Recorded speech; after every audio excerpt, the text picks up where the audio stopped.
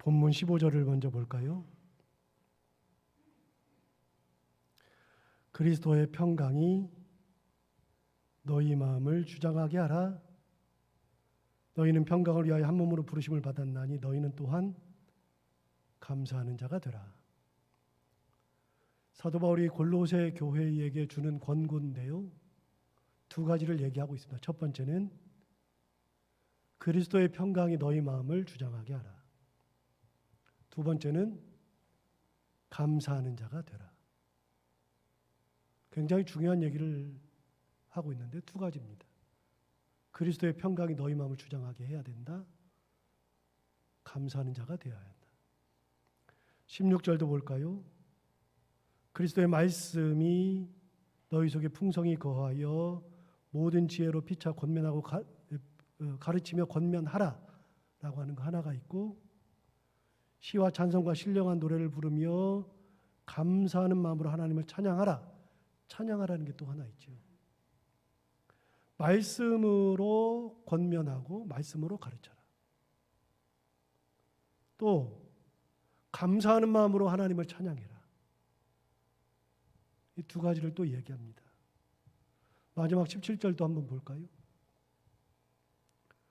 또 무엇을 하든지 말에나 일에나 다 주 예수의 이름으로 하고 그를 힘입어 하나님 아버지께 감사하라. 두 가지를 또 얘기합니다. 뭘 하든지, 그것이 말이든 일이든 그런 걸 할 때는 주 예수의 이름으로 해야 한다. 그리고 또 한 가지는 그를 힘입어서 하나님 앞에 감사해라. 15절 두 가지, 16절 두 가지, 17절 두 가지, 6가지의 권고를 합니다. 그런데 16절, 17절의 내용은 사실은 15절, 16절에 묶여 있습니다. 그래서 두 가지, 15절에 나오는 두 가지, 그리스도의 평강이 너희 마음을 주장하게 하라. 두 번째, 너희는 또한 감사하는 자가 되라. 그 두 가지를 살펴보면 나머지 두 개는 자연스럽게 해결이 되겠습니다. 그 권고를 이야기하기 전에 아까 제가 설교 서두에 뭐라고 말씀드렸냐면 15절을 읽은 다음에 이렇게 얘기한 적이 있습니다. 사도 바울이 골로새 교회의 성도들에게 주는 권고다. 여러분, 이 내용은 골로새 성도들에게 주는 권고입니다. 세상 사람들에게 주는 권고가 아니란 얘기입니다. 기억하면 좋겠습니다. 그 얘기를 할 때는 골로새 성도들, 그리스도인들, 예수 믿는 사람들에게 하는 권고입니다. 세상 사람들에게 이런 말을 할 필요가 없습니다. 세상 사람들이 아니라 예수 믿는 사람들에게 하는 권고죠. 왜 이런 권고를 할까요? 이유는 그렇게 사는 것이 하나님의 뜻이기 때문에 그런 거죠. 또 왜 그런 얘기를 하냐면 그것이 온전한 그리스도인의 삶이기 때문에 그렇습니다. 그리스도인이라 그러면 이렇게 살아야 하는 거라는 기준을 제시하고 있는 거죠. 다시 한번요. 골로새 교인들에게 하는 얘기입니다. 성도들에게 하는 얘기입니다. 그럼 시대를 뛰어넘어서 오늘날 우리에게도 하는 얘기입니다. 예수 믿지 않는 사람들에게 이 얘기를 하는 것이 아니고요. 예수 믿는 우리들에게, 그리스도인들에게 하는 권고라는 겁니다. 기억하고서 말씀을 보면 굉장히 와닿습니다. 우리들에게 뭐라고 얘기하냐면 첫 번째가 뭐냐면 그리스도의 평강이 너희 마음을 주장하게 하여라. 참 의미 있는 권고를 하는데요. 그리스도인이라면 그 마음을 누가 주장해야 되냐면 그리스도의 평강이 주장해야 합니다. 여러분, 사실 여기에서 그리스도인이라고 하는 것을 생각해 볼 필요가 있는데요. 그리스도인이라는 말의 의미는 그리스도와 사람이 붙어서 합성화가 된 겁니다. 그리스도와 사람이 붙어 있으니까 그리스도의 사람이라는 뜻이죠. 그러니까 그리스도의 사람입니다. 우리는 그리스도인이라는 말의 의미는 그리스도의 사람이라는 뜻입니다. 누구에게 속했느냐 하면 그리스도에게 속한 사람들이라는 뜻이죠. 뒤집어 볼까요? 우리는 마귀의 사람이 아닙니다. 마귀인이 아닙니다. 깡패인이 아닙니다. 만약에 마귀인이라 그러면 우리는 마귀에 의해서 주장을 받아야 되는 거죠. 우리가 깡패 집단에 속해 있으면 깡패의 주장을 받아야만 하는 거죠. 우리를 예로 들면 우리는 미국인이 아니고 한국인이죠. 어떤 법이 우리를 주장하냐면 한국의 법이 우리를 주장하죠. 굉장히 중요한 겁니다. 여러분, 예를 들어서 저는 신창교회 담임 목사죠. 그래서 제 모든 것을 주장하는 것은 우리 교회와 관련이 있습니다. 예를 들어서 제가 사례비를 받는데 사례비를 정하는 기준은 우리 교회가 정하는 거죠. 누가 정해주지 않습니다. 다른 교회가 제 사례비를 정하지 않습니다. 그 교회의 목사님은 이만큼 받는다더라. 그게 저랑 무슨 상관이 있어요? 아무런 상관이 없어요. 제가 지금까지 많은 교회를 거쳤지만 그 교회에서 받은 사례비는 지금 제가 받는 사례비랑은 아무 상관이 없습니다. 교회와 관련이 있습니다.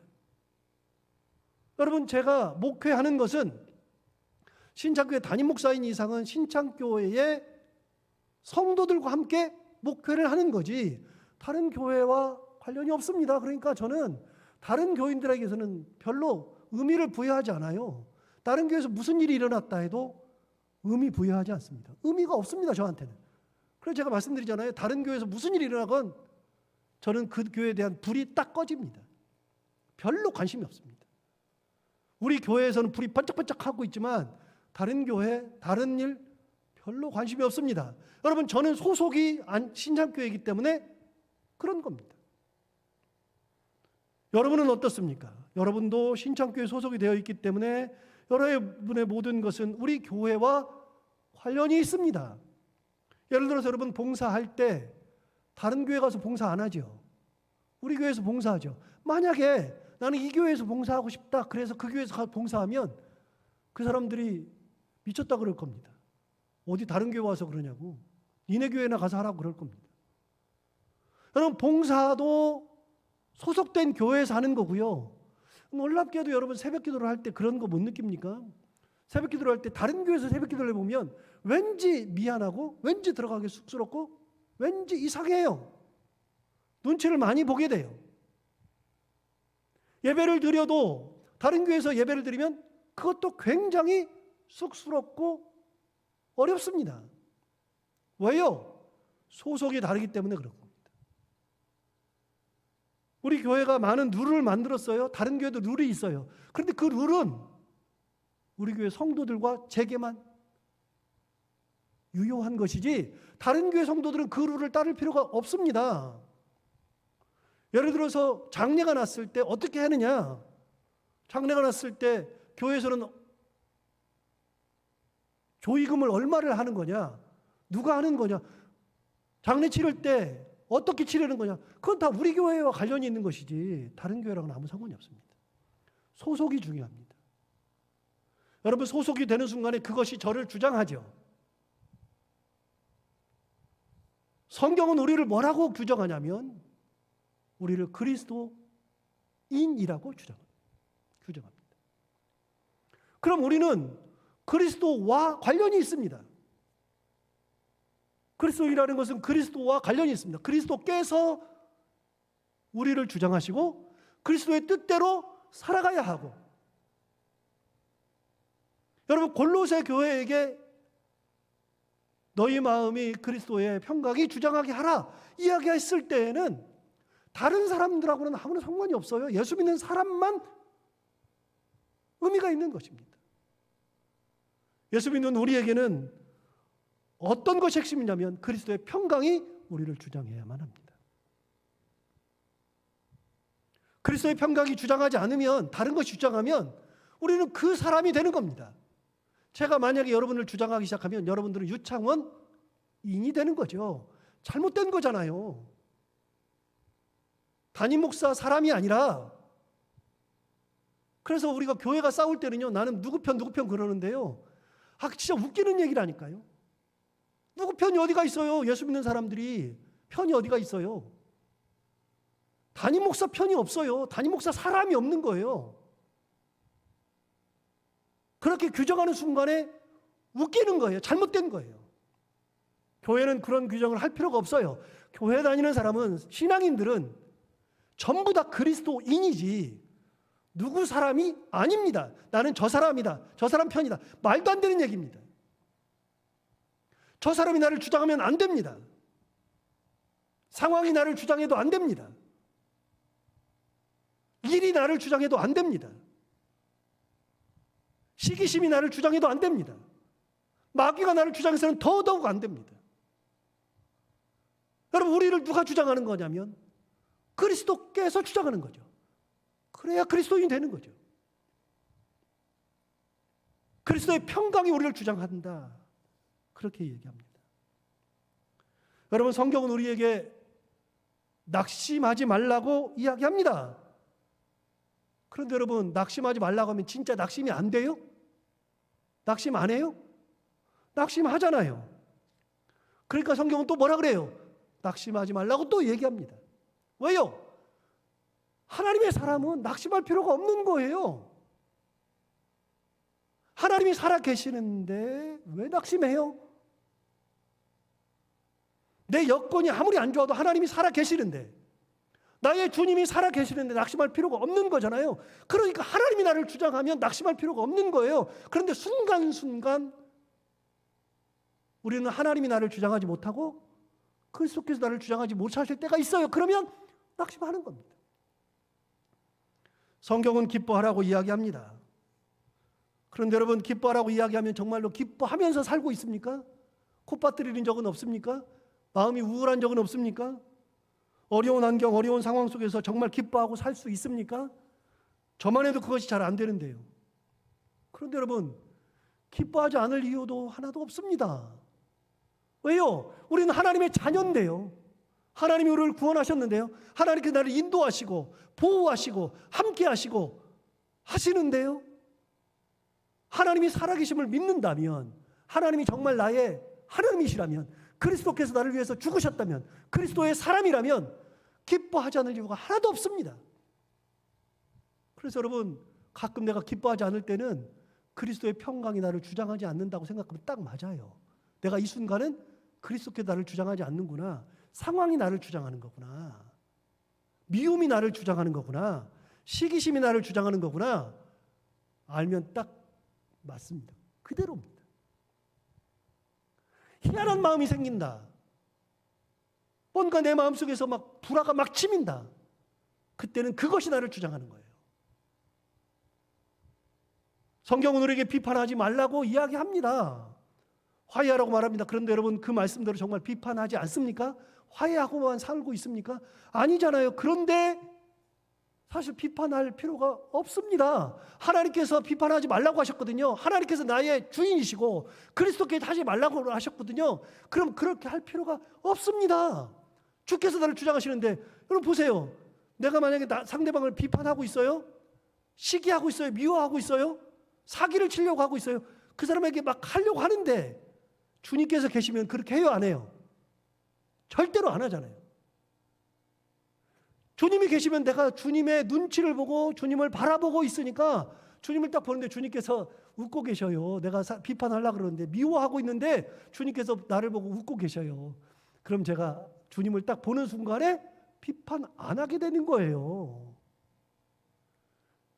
여러분, 그리스도의 평강이 나를 주장하는 순간에 모든 것에서 자유로울 수 있습니다. 낙심할 필요가 없어져요. 낙심하고 있다가도, 야, 왜 내가 낙심하지? 주께서 살아계시는데.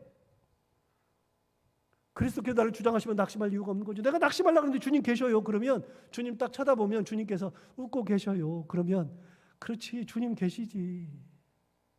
여러분, 굉장히 귀한 말을 합니다. 그리스도의 평강이 너희 마음을 주장하게 하여라. 내가 나를 주장하면 안 되고, 상대방이 나를 주장하면 안 되고, 뭐 어떤 상황이 나를 주장하면 안 되고, 시기, 미움, 질투, 그런 마음이 나를 주장하면 안 돼요. 여러분, 그런 마음에 빠지면 장애가 와요. 공황장애, 우울증이 와요. 자꾸만 거기에 매몰되니까. 여러분, 자꾸만 그거 생각하다 보면 깊이 빠져가지고 헤어나오지를 못해요. 그럴 필요가 하나도 없어요. 주님 바라보면 되잖아요. 주님이 계시잖아요. 한번 기억해 봐요. 주님 죽어요? 하나님 죽었어요? 하나님 살아계신데, 하나님 살아계신 분인데, 나를 사랑하시는 분인데, 내 아버지인데,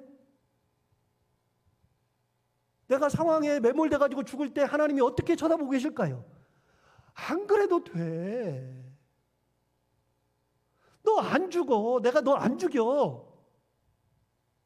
내가 너와 함께 해. 말씀하시는 주님이 계시는데, 그 주님이 내 마음을 주장하는 순간에 모든 것을 다 이겨내는 거예요.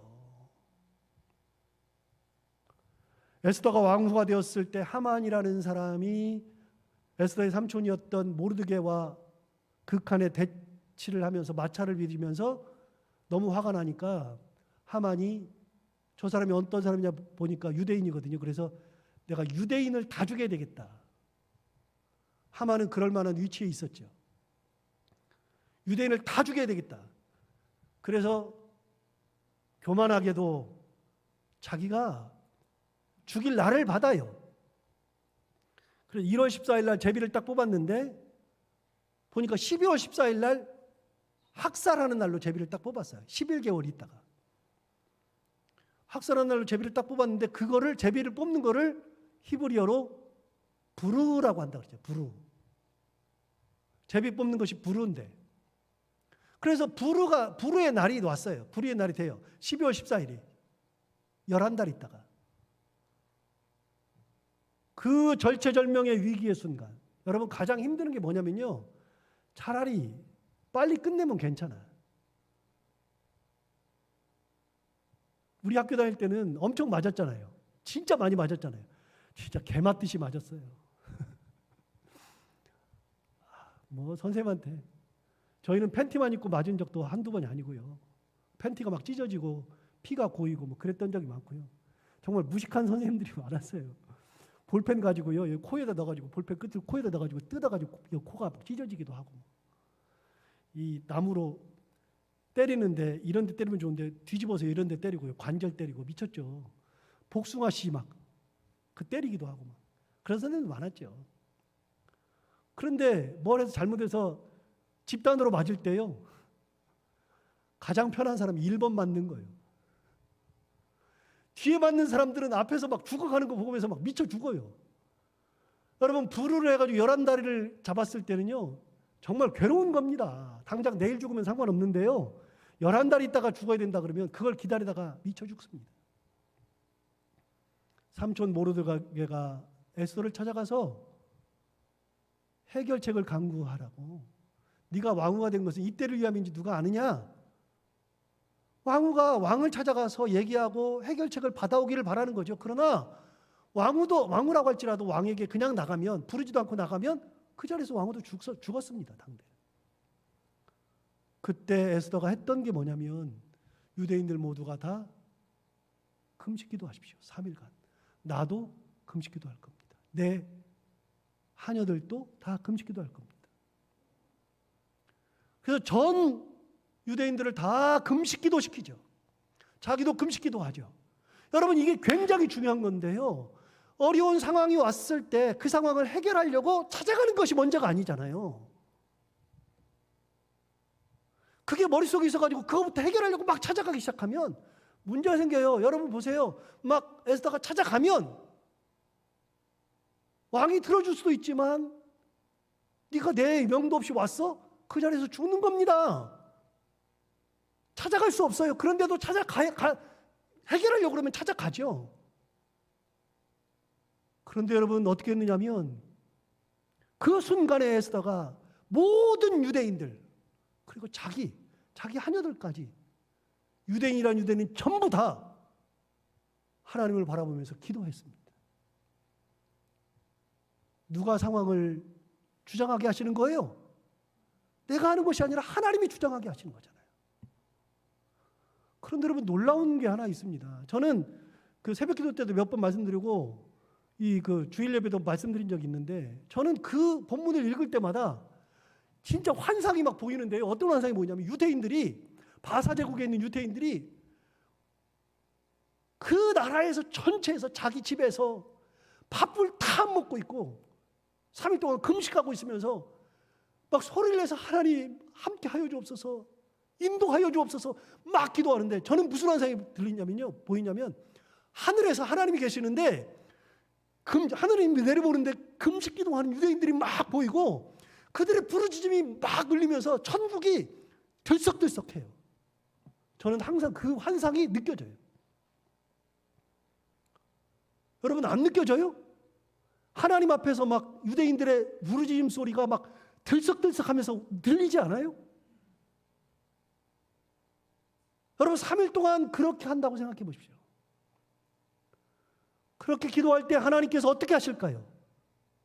3일째 되는 날 에스더가 금식 중에 내가 죽으면 죽으리다 라고 하는 위대한 말을 남기고 왕을 찾아가죠. 왕이 부르지도 않았는데요. 죽어야 하는데요.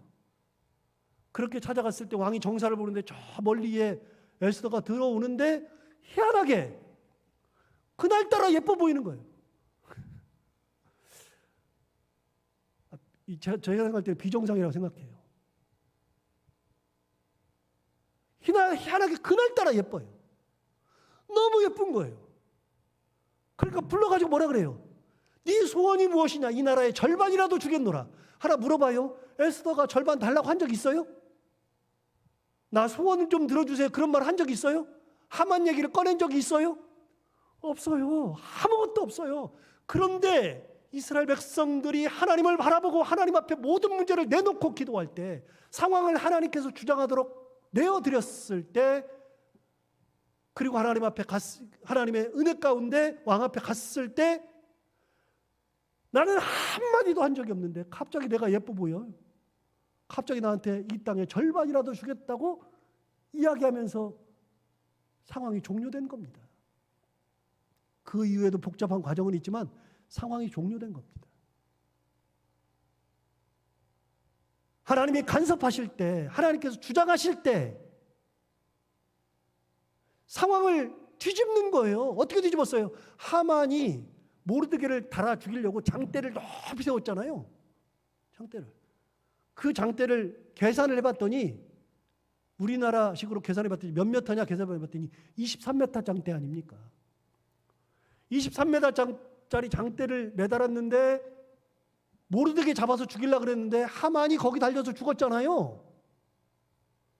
그리고 여러분 1월 14일 날 불우해서 제비를 뽑아서 12월 14일 날 죽이기로 했는데, 놀랍게도 하나님이 뒤집으니까 어떻게 됐어요? 하만의 민족이 12월 14일 날 몰살 당하잖아요. 유대인들이 다 죽이잖아요. 그런데 하루로 부족해서 왕이 하루 더 하라 그랬어요. 하루를 더 하라고. 그래서 12월 14일, 15일 이틀 동안 그들을 몰살을 했는데, 유대인들이 다 죽였는데, 그렇게 몰살을 했기 때문에 복수가 되는 거잖아요. 부르가, 제비를 뽑은 게 부르였는데 복수 형태가 되니까, 복수는 히브리에서 복수는 임이 붙으면 돼요. 임이. 그래서 부림이 된 거예요. 부림.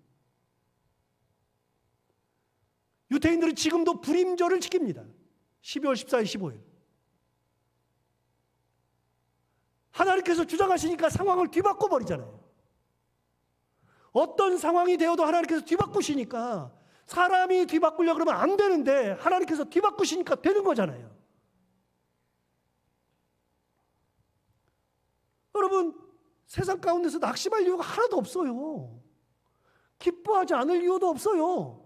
비판할 필요도 없어요. 왜요? 주님께서 나를 주장하시면 안 그래도 괜찮아요. 제가 비판하지 않아도 하나님께서 치실 거면 치실 것이고, 낙심하지 할 필요가 없어요. 왜요? 주님께서 살아 계시니까요. 기뻐하면 되잖아요. 주님께서 나를 주장하시면 기뻐하면 되잖아요. 여러분, 내가 만약에 최악의 순간으로 떨어져도 하나님께서 나를 다시 원래대로 돌리시는 거예요. 제 얘기했잖아요. 제가 유학 마치고 와가지고 임지가 없을 때 그때 일기를 썼어요. 4개월 동안 임지 쓴 게 컴퓨터에 남아있는데, 그때 일기를 쓸 때 매일 똑같은 일기야. 제가 지금 보니까 똑같아. 하나님 언제까지 저를 낮추실 겁니까? 지금 생각하면 웃겨요. 언제까지 저를 낮추실 겁니까? 저의 교만을 언제까지 꺾을 겁니까? 진짜 교만을 다 꺾어보시더라고요. 이쯤이면 꺾였다 싶은데 그래도 꺾어요. 끝까지. 계속 꺾는데 하나님, 어디까지 낮아져야 합니까? 그런데 어느 날부턴가 제 일기에 이게 등장해요. 하나님, 번지 점프를 하면 위에서 툭 줄을 매달고 떨어지는데, 제가 지금 번지 점프하는 거랑 똑같은데 번지 점프를 하면 내려갔다가 다시 올라올 텐데, 그런데 하나님, 나를 어디까지 낮추실 겁니까? 그러면서 드는 생각, 번지 점프를 할 때 요만큼만 번지를 하면 요만큼밖에 낮아지지 않아서 올라올 때도 요만큼이에요. 그런데 낮아지면 낮아질수록 번지 점프를 하면 낮아지는 깊이가 크기 때문에 올라가는 높이도 커지겠다. 그 믿음이 저한테 생겨서 일기를 쓸 때 그 얘기를 제가 쓰고 있는 거예요. 여러분, 낮아지면 낮아질수록 낮아졌으니까 끝이 아니라 하나님께서 어떻게 하신다고요? 그만큼을 높여주신다고요. 반드시 높여주신다고요. 살아계신 하나님께서, 나의 하나님께서, 나의 아버지께서 그렇게 하신다는 거 아닙니까? 여러분, 어떻게 하라고요? 그리스도의 평강이 너희 마음을 주장하게 하라. 기가 막힌 권고를 하고 있죠. 두 번째, 너희는 감사하는 자가 되라. 또한 너희는 감사한 자라 되라. 이렇게 얘기했습니다. 여러분, 제가 갑자기 어저께 설교를 준비하다가 들었던 생각이 있었습니다. 만약에 우리가 그리스도인이잖아요. 그리스도인인데 여기 감사하는 자가 되라 그러는데 감사하지 않고 신앙생활하면 어떨까요? 우리가 감사하지 않으면 그러면 우리가 구원을 못 받아요? 갑자기 그 생각이 들었어요. 감사하지 않으면 구원 못 받아요? 감사하지 않으면 우리는 하나님의 자녀가 안 되는 거예요? 탈락이에요? 아니에요. 우리는 믿음으로 구원받는 거죠. 예수 그리스도를 믿음으로 구원받는 거지, 감사함으로 구원받는 게 아니니까 구원과 하나님의 자녀 되는 것과 감사는 별개입니다. 안 해도 됩니다. 별로 상관이 없습니다. 여러분, 그런데도 사도 바울이 그리스도인들에게 감사하는 자가 되라고 말씀하셨습니다. 권고했습니다. 이유가 뭘까요? 왜냐하면 너희가 그리스도인이기 때문에 그런 거예요. 우리가 그리스도의 사람이기 때문에 그런 겁니다. 그리스도의 사람이라 그러면 기본적으로 우리를 구원하신 하나님, 우리의 아버지 하나님, 그분, 예수 그리스도 그분이 내 안에 계시기 때문에 감사하면서 사는 것이 당연하다는 거예요. 어떤 상황에서도 감사하며 사는 것이 당연하다. 설교를 준비하다 갑자기 생각났습니다. 하나님의 자녀로 살면서 찡그리고 살 필요가 없어요. 여러분도 저도 자녀를 키우고 있는데 이 녀석들이 성격이 뭐가 나서 사람들과 맨날 부딪히고 사회에 적응을 못한다. 여러분, 성격 모나고 부딪히고 사회에 적응을 못하니까 내 자식이 아니죠? 아니요. 그래도 내 자식입니다. 내 아이들이 병이 걸려가지고서 오늘 내일 하고 있습니다. 병 걸렸으니까 내 자식 아니에요? 내 자식입니다. 어떤 상황이 되어도 내 자식인데 아빠로서의 바람, 아버지로서의 바람이 있습니다. 여러분의 자녀들에게 여러분이 뭘 바랍니까? 어떻게 모나지 않고 원만한 성격을 가지고 사람들과 잘 부딪히지 않고 잘 화합하고 사회에 적응 잘하고 귀한 사람 되고, 이게 부모 마음 아닙니까? 병 걸리지 않고 건강하게 자라는 것이 부모 마음 아닙니까? 결혼한 사람은 행복한 결혼 생활을 하는 것이 부모 마음이고, 결혼하지 않은 사람은 좋은 사람 만나서 결혼하는 것이 부모의 마음이고, 직장을 잡을 때 좋은 직장 잡는 것이 부모의 마음이고, 안 그래도 자녀인데 그렇게 하는 것이 부모의 마음 아닙니까, 여러분? 여러분, 하나님이 우리가 그리스도인이기 때문에 감사하지 않는다 그래서 찡그린다 그래서 우리를 버리지 않습니다. 그러나 하나님이 우리에게 바라는 것은, 너 왜 찡그려? 너 왜 이렇게 힘들어해? 너 이렇게 세상만 쳐다보고 살아? 의미 없이. 아니, 내가 있는데 왜 그래? 라고 말씀하시는 거 아닙니까? 하나님이 우리에게 뭘 바랄까요? 하나님 고맙습니다 할 때 하나님께서 기뻐하시는 거 아닙니까? 우리가 그리스도인이기 때문에 감사하는 자가 되려는 거예요. 안 해도 되는데, 감사하지 않아도 되는데 하나님 앞에 감사하는 자가 되라. 무슨 말이에요? 하나님을 기쁘시게 하는 존재가 되어라. 그런 자녀가 되어라. 여러분, 무엇이 우리가 하나님을 행복하게 만드는 것이 될까요? 여러분, 어떻게 하면 하나님을 행복하게 해드릴 수 있을까요? 저는 옛날에는 이런저런 것들이 많이 필요했습니다. 제가 전에 교회 부임할 때 돈이 진짜 없어서 넥타이를 살 수도 없었으니까요.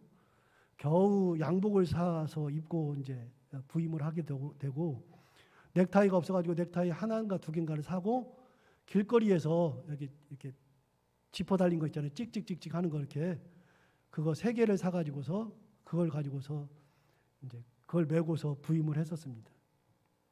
그러니까 지금은 이제 그걸 다 버리고요. 그래도 하나는 남겨놨습니다. 지퍼 하나 꼭 남겨놨습니다. 그걸 보면서 가끔 생각해요. 교만하지 않기 위해서, 자고하지 않기 위해서. 그런 적이 있었습니다.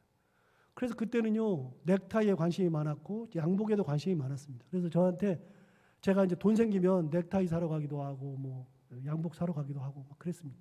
그러니까 그 당시에 저에게 넥타이를 선물을 하고 양복을 이렇게 선물해 주시는 분들이 있었거든요. 그러면 너무 감사한 거예요.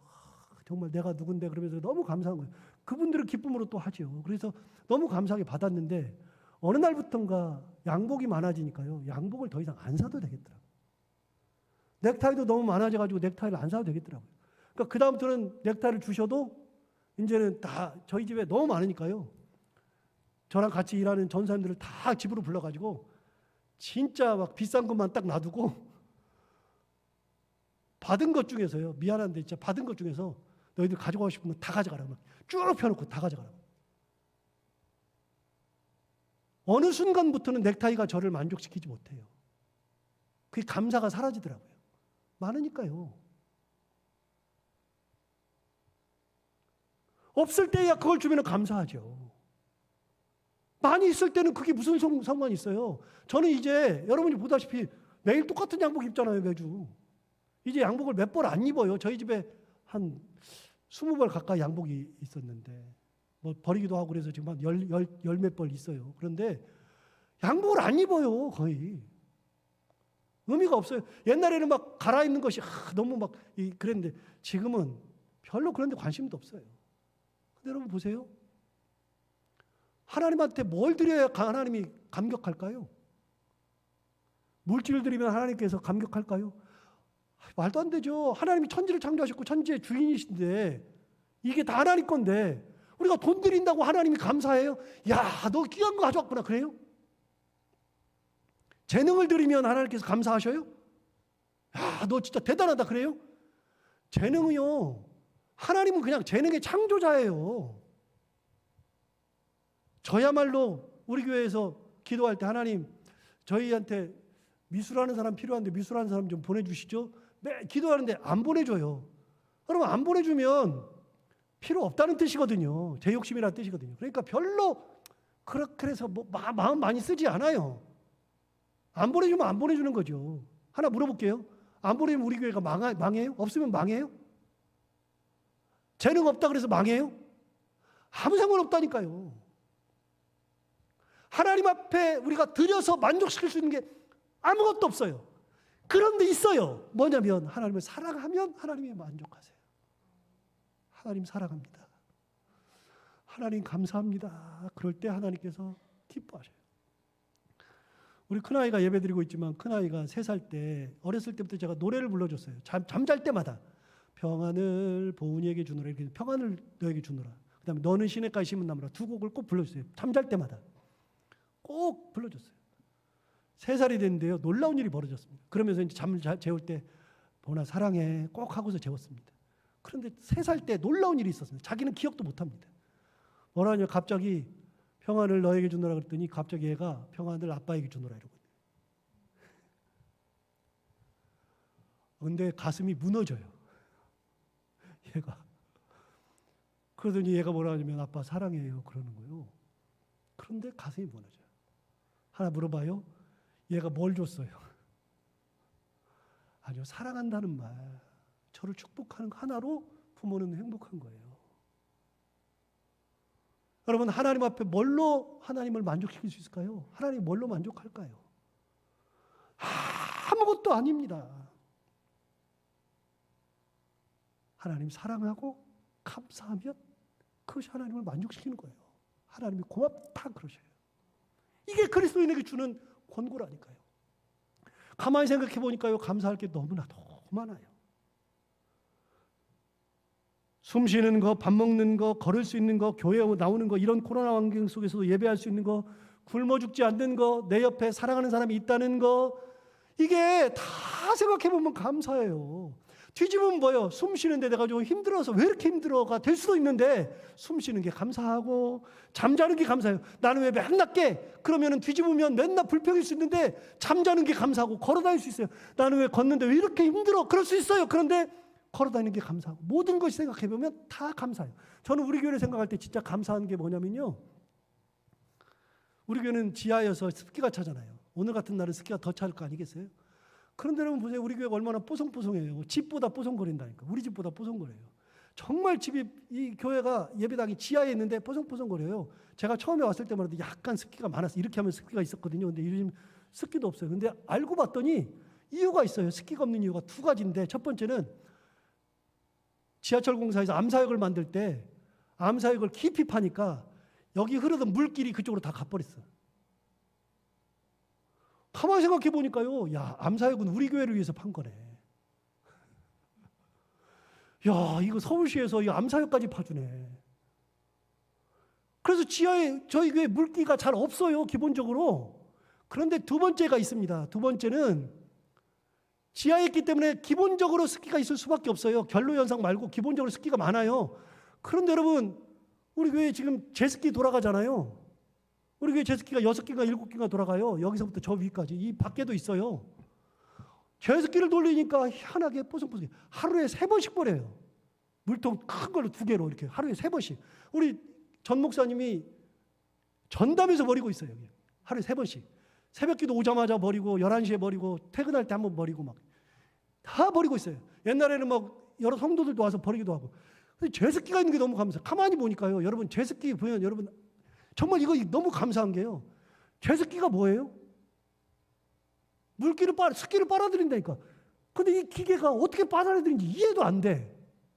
팬이 도는데 희한하게 물기를 다 빨아들여. 어떻게 만들었지? 근데 가만히 보니까요. 제습기는 우리 교회를 위해서 만들었네.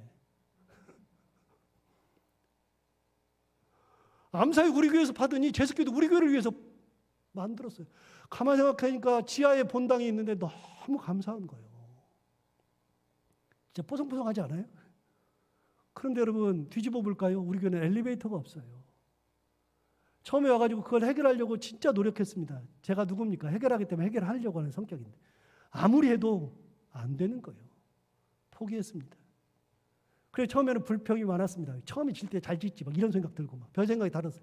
그런데 여러분 어느 날부터 고쳤습니다. 어떻게 고쳤느냐? 그래도 본당 있는 게 너무 감사하다. 내려오지만 본당 있는 게 감사하다. 또 생각이 들었습니다. 그래도 본당에까지 내려와서 다리를 붙들고 내려와서 예배드리는 성도가 있어서 감사하다. 상가교회가 아닌 것만 해도 감사하다. 여러분 뒤집어 봐요. 다 감사라니까. 하나님이 주신 은혜가 다 감사한 거예요. 다시 뒤집으면 다 불평이야. 뒤집으면 감사, 뒤집으면 불평. 예수 믿으면서 어떻게 하라고요? 감사하는 자가 되라고요. 자, 오늘 본문 16절, 17절. 그래서 제가 지난 새벽 때 얘기했던 것처럼 디모데전서 4장 4절에 이렇게 말합니다. 얼마 전에 했습니다. 디모데전서 4장 4절.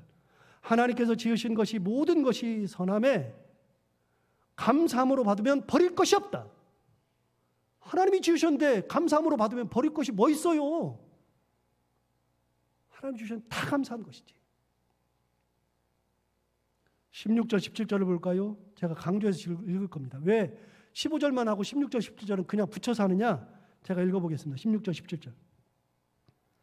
그리스도의 말씀이 너희 속에 풍성히 거하여 모든 지혜로 피차 가르치며 권면하고 시와 찬송과 신령한 노래를 부르며 그다음 뭐라 그러냐면 감사하는 마음으로 하나님을 찬양해라. 감사하는 마음으로 해라. 17절 볼까요? 또 무엇을 하든지 말이나 이래나 다 주 예수의 이름으로 하고 그를 힘입어 하나님 아버지께 감사하라. 계속 감사하래요. 찬양을 해도 감사의 찬양. 하나님을 바라보도 감사로 바라보고 뭘 하든지 하나님께 감사하라. 또한 너희는 감사한 자가 되라. 여러분, 코로나 상황 때문에 어려워도 저는 진짜 감사한 게 이 말했다가 또 어떤 일이 벌어질지 모르지만 우리 교회 성도들 여기 계시는 분들이 코로나 걸리지 않은 것만 해도 감사하고 교회가 시험 들지 않은 것만 해도 감사하고 더 특별한 거는요, 제가 안 걸린 게 너무 감사해요. 저는 폐병이 있어가지고 경력이 있어가지고요, 코로나 걸리면 저는 거의 죽음이라고 봐야 되거든요. 제가 안 걸린 것도 감사하고 교회에 시험거리 없는 것도 감사하고 이렇게 살아있는 것만 해도 감사하고 다 감사잖아요. 조금만 기다려요. 다 마스크 벗을 날이 오니까. 불평할 필요가 없어요. 시간 지나면 또 하나님께서 다 해결해 주실 거니까. 여러분, 오늘 맥주 감사 주일입니다. 하나님 뭐라고 말씀하셔요? 그리스도의 평강이 너희 마음을 주장하게 해라. 두 번째, 감사하는 자가 되어라. 하나님 보고 감사하면 된다 말씀하시는데 그렇게 살아가는 우리 모두가 다 되기를 바랍니다. 기도하겠습니다. 하나님 아버지, 오늘 귀한 말씀으로 우리를 인도해 주셔서 감사합니다. 생각해 보니까 다 감사입니다.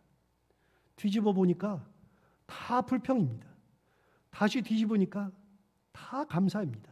하나님 아버지, 우리가 하나님을 바라볼 때, 우리가 그리스도인으로 살 때 당연히 그리스도의 평강이 우리 마음을 주장하게 될 것이고, 그리스도인으로 살 때 당연히 어떤 상황 속에서도 하나님 앞에 감사하게 된다는 것을 깨닫게 됩니다.